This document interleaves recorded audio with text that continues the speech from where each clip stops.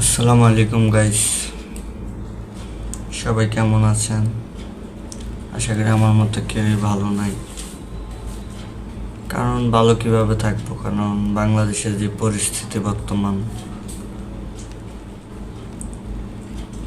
বেশ জানি না কি জন্য এরকমটা হইতেছে বাংলাদেশে। কয়েকদিন আগে একটা ঝামেলা হইল, ওইটা যেভাবে সেভাবে চলে গেছে।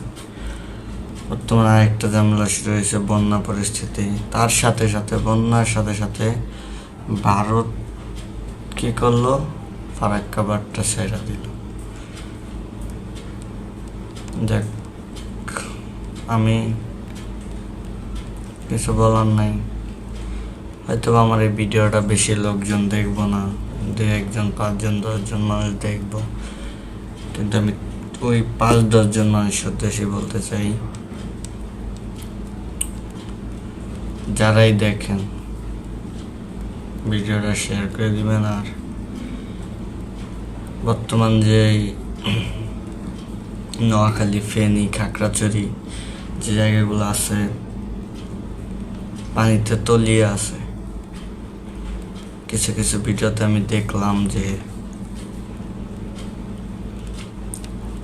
তারা ঠিকভাবে খাবারটাও খাইতে পারতেছে না, এমনকি গলা সমান পানিতে ডুবে আছে।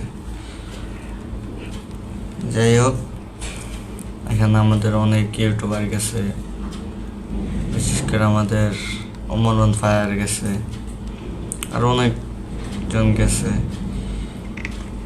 তো তারা শুধু একটা কথাই বলতেছে যে এখানে খাবারের দরকার নাই, আগে তাদেরকে রেস্কিউ করা দরকার। লাইফ জ্যাকেট এমনকি স্প্রিং বোর্ড, নৌকা, যেইটা হোক ওইটা দিয়ে রেস্কিউ করা দরকার। অনেক বাইরা কাজটা চালু করে দিছে, করতেছে, কিন্তু গাইস আমাদের আরো একসাথে হতে হবে। একসাথে হইলে কি হবে, যে ওই যে একটা কথা আছে, 10 মিলে করি কাজ। আচ্ছা, সবাই মিলে কাজটা করলে সহজ হবে। যার গাইস বিপদ সবসময় থাকে না, ঠিক আছে? বিপদের পাশে কারা দাঁড়ায়, এটা হলো দেখার বিষয়। আর বাংলাদেশ এটা আমাদের দেশ, জন্মস্থান, মাতৃভূমি। এখানে একটা জেলা বিপদে পড়া মানে আমাদের বিপদ, আপনার বিপদ, সবার বিপদ। তো তাই সবাই সবার পাশে থাকি, সবাইকে সাহায্য করার চেষ্টা করি যে যেভাবে পারি। আর কেউ দয়া করে টোল করবেন না যে বিকাশ নাম্বার দিয়ে টাকা চাইছে, এই চাইছে, এই চাইছে। এত কিছু এখন দেখার বিষয় না, এখন শুধু ওই সাধারণ পাবলিক, ওই মানুষগুলাকে বিপদ থেকে উদ্ধার করার সময়। তো আরেকটা কথা হচ্ছে যে আমি ভিডিওতে দেখলাম অনেক ইন্ডিয়ান কন্টেন্ট ক্রিয়েটর আছে, ছাপরি মার্কেটে কন্টেন্ট ক্রিয়েটর। সাংবাদিক প্রশ্ন করতেছে, উল্টাপাল্টা জবাব দিতেছে যে আমাদের পণ্য নাকি বাংলাদেশ খাবে না, বয়কট করছে। বেশি বাড়াবাড়ি করলে নাকি তারা বাংলাদেশকে মানচিত্র থেকে সরিয়ে দিবে। তো ওই সব ছাপরি কন্টেন্ট ক্রিয়েটরের উদ্দেশ্যে বলতেছি, এই দেশটা এত সহজে স্বাধীন হয় নাই। আর চাইলেই এই দেশকে মানচিত্র থেকে আলাদা করা যাবে না। তো সকল মানুষকে উদ্দেশ্যে একটা কথাই বলবো, এগুলার বিরুদ্ধে আমাদের প্রতিবাদ জানাতে হবে। আর দয়া করে, বিশেষ করে যারা এখন বর্তমানে বিপদে আছে, তাদেরকে দয়া করে যে যেভাবে পারি সাহায্য করুন।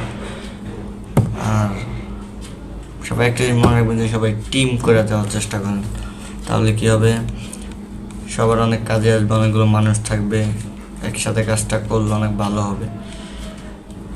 আমাদের RS ফাহিম ভাইও দেখছি গেছে ওইখানে, সে বলতেছে আমাদের তার টিমের সাথে সে ঠিকভাবে কথা বলতে পারতেছে না, নেটওয়ার্ক এত সমস্যা। আর গাইস একটা ভিডিও দেখলাম যে কি মানে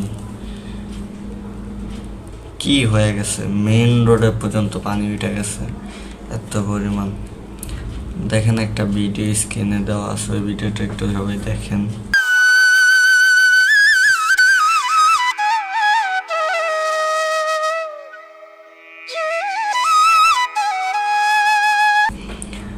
আর দ্বিতীয় কথাটা হচ্ছে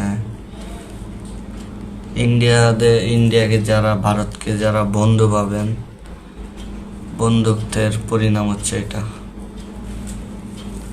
কয়েকদিন আগে অনেক কষ্টের পরে হাসিনা খুনিকে দেশ থেকে বিদায় করে দেওয়া হয়েছে, আমাদের ছাত্র ভাইয়ের অনেক কষ্টের রক্তের পরে, শহীদের রক্তের পরে। কিন্তু এখন তারা চাচ্ছে আমাদেরকে পানিতে ডুবিয়ে মারবে। এটার প্রতিবাদ করতে হবে। আর সবাই ভিডিওটা বেশি বেশি শেয়ার করে দেন, আর সবাই তাদেরকে সাহায্য করুন। তারা আমাদেরই ভাই, আমাদেরই বোন, আমাদেরই সব। একটা জেলা বিপদে মানে আমাদেরও বিপদে পড়া। সবাই সাহায্য করুন, সবাই পাশে থাকুন। আল্লাহ হাফেজ।